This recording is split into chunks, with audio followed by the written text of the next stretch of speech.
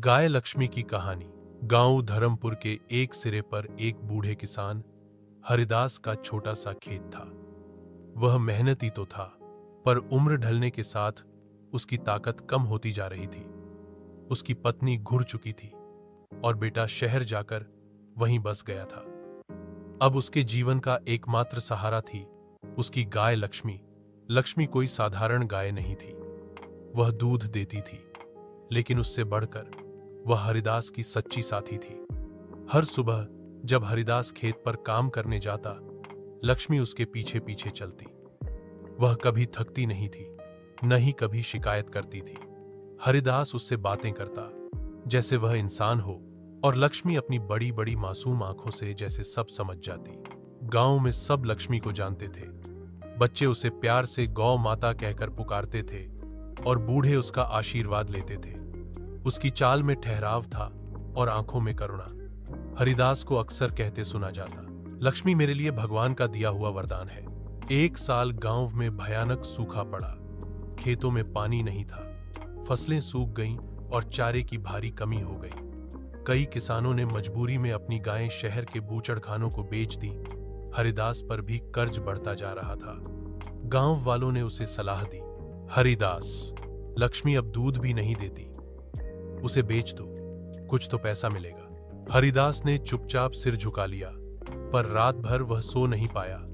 उसने लक्ष्मी को देखा, जो भूखी थी लेकिन चुपचाप अपने कोने में बैठी थी। उसकी आंखों में वैसा ही विश्वास था जैसा हमेशा होता था। अगले दिन हरिदास ने एक बड़ा फैसला लिया।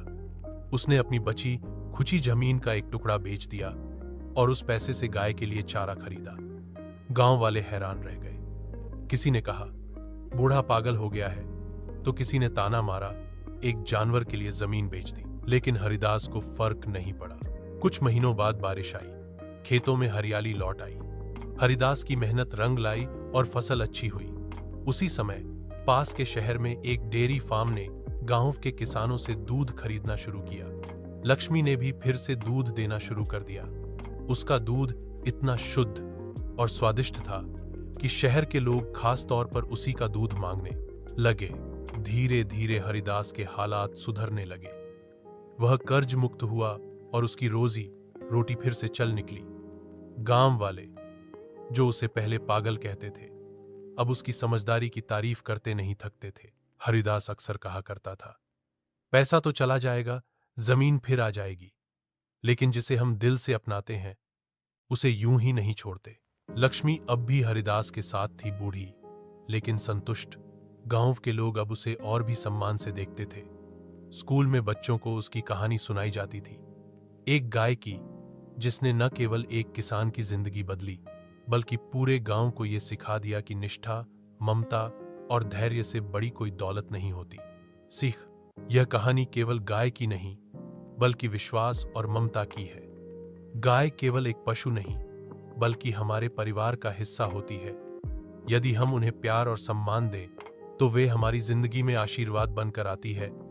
हमारा वीडियो आपको पसंद आया तो हमारा चैनल सब्सक्राइब जरूर करें। धन्यवाद।